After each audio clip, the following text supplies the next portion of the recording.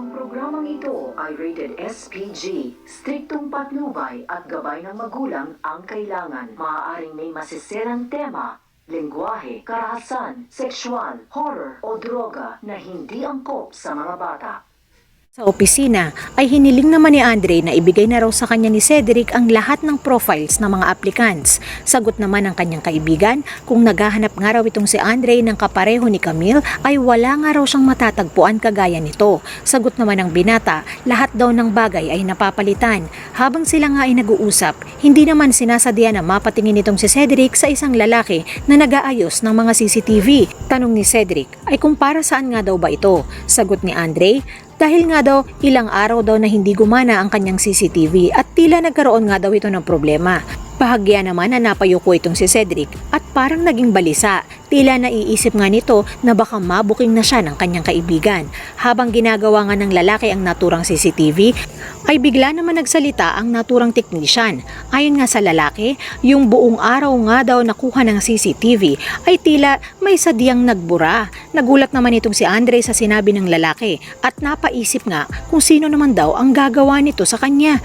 Napatahimik na lamang itong si Cedric at kinakabahan nga sa isang sulok. Samantala, napaisip naman itong si Andre at tila natigilan. Madiskubre niya kayang inside job ang nangyari? Alamin natin yan. Sa kalsada ay matyaga namang naghihintay ang magkapatid na Kelvin at Camille sa pagdating ng ilang sasakyan. Ayon nga dito sa dalaga, kanina pa nga raw sila naghihintay ngunit wala nga raw dumaraan na taxi. Kaya naman hinikayat niya ang kanyang kapatid na maglakad na lamang daw muna upang hindi nga raw sila mahuli sa kanilang interview. Ayaw nga sanang pumayag ni Kelvin sapagkat 4 na kilometro nga daw ang layo nito. Siguradong magiging haggard nga naman talaga sila pagdating nila doon. Ngunit wala silang magawa kaya mas pinili na lamang niya na sundin ang kanyang ate Camille. Sa kanilang paglalakad, isang tawag naman ang natanggap ni Camille mula sa kanyang kaibigan na si Dexy. Ayon nga dito ay kailangan daw siya doon sa kumpanya nila Andre sapagkat tila hindi nga raw umuusad ang kanilang proyekto. Wala na nga raw kasi silang mahanap na tulad ni Camille na kasing charm at kasing talino. Ngunit sagot naman ng dalaga ay hindi na nga raw siya kailangan pa ni Andre. Kakayanin na nga raw nito ng mag-isa. Natapos nga ang kanilang usapan at nagpatuloy nga sa paglalakad itong si Camille at Kelvin. Samantala, masayang nagkukwentuhan ang magkaibigan na Marvy, Elvie at Paula. Dito nga'y pinagkukwentuhan nila kung gaano sila ka-bless dahil nga sa kanilang natatanggap na pera mula sa kanilang investment. Hinikayat nga nito ang kanyang kaibigan ni si Paula na mag-resign na nga raw sa trabaho. Hindi nga raw niya kasi kikitain doon ng halagang 100,000 kada buwan. Tugon naman ni Paula ay matagal na nga raw siya sa naturang kumpanya at sa susunod na taon nga daw ay magkakaroon na siya ng isang silver anniversary. Sayang naman daw kung hindi niya matatanggap ang mga benefits dito. Ayon nga kay Marvy, maigi pang gawin na nga lang daw nila itong family business at doon daw sila mag-focus. Sagot naman ni Elvie ay wala nga daw siyang choice ngayon dahil nga wala daw siyang trabaho kaya siguradong doon daw siya mag-focus. Ayon kay Elvie, hindi nga raw siya nawawala ng pag-asa sa kabila ng mga pinagdadaanan niya ngayon. Hindi dahil sa kikitain niya sa kanyang investment, kundi dahil na rin sa pinapakitang determinasyon ni na Camille at Kelvin.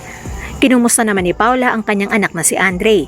Tugon naman ni Marvy ay off-limits nga daw yun. Sagot naman ni Paula, off-limits din daw ba itong si Lavinia? Kasi parang gusto niya nga raw gawin itong punching bag. Habang masayang nagkukwentuhan ng magkakaibigan, ay bigla naman dumating itong si Lucas. Agad nga niyang nilapitan itong si Paula at hinalikan siya sa kanyang pisngi. Sabay tawag nga sa kanya ng babe.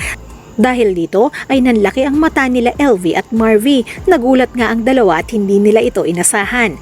Sa ikalawang pagkakataon ay muling ipinakilala ni Paula itong si Elvie kay Lucas. Ganun na nga rin ang ginawa niya dito kay Marvy. Ayon naman dito kay Elvie ay hindi niya nga raw malilimutan ang naturang lalaki dahil nga sa nasaksihan niya noong nakaraan. Sagot naman ni Lucas ay lagi nga daw na ikukwento ni Paula ang kanyang mga kaibigan sa kanya. Ayon nga raw dito kay Paula ay para na rin daw niya itong mga ate. Nang sabihin nga ito ni Lucas ay nagulat naman itong si Elvie at Marvy.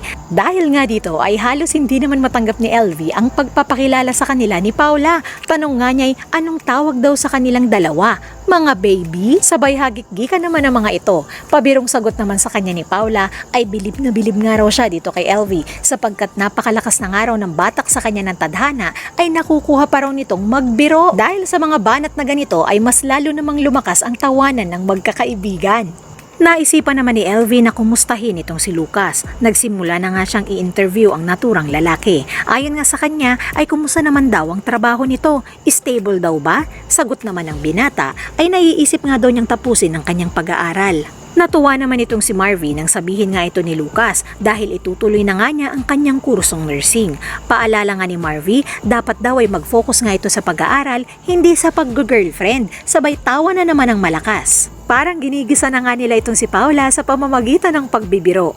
Buwelta naman ni Paula, bakit parang nanay nga daw itong si Marvy kung magbigay ng advice. Sagot naman ng isa ay ganoon daw niya kasi tinuturuan ng kanyang mga anak. Kinantsawan nga rin siya ni LV at sinabi nga nito na ganoon din naman daw tinuturuan ni Paula ang kanyang anak na si Colleen ang magtapos nga daw muna ng pag-aaral. Natigil naman ang kanilang kantsawan nang biglang sumagot itong si Lucas. Ayon sa binata ay talagang pangarap niya nga raw na makatapos ng pag-aaral.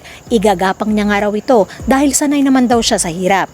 Tinitigan ni Lucas itong si Paula at sinabi nga niya na ito raw ang idol niya kaya siya naging matatag. Nagsikap nga raw ito kahit walang sumusuporta ng mga magulang. Kahit na daw pa iniwan siya ng kanyang asawa ay nakuha pa rin daw palakihin ni Paula ng maayos ang kanyang anak. Kaya kung iniisip nga raw nila na maaaring si Paula ang makasira sa kanya ay nagkakamali daw sila dahil si Paula nga raw ang nagsisilbing inspirasyon ng kanyang buhay. Napabilib naman ang magkaibigan sa mga binitawang litanya ni Lucas. Mapangatawanan niya kaya ang mga ito? Yan ang ating aalamin.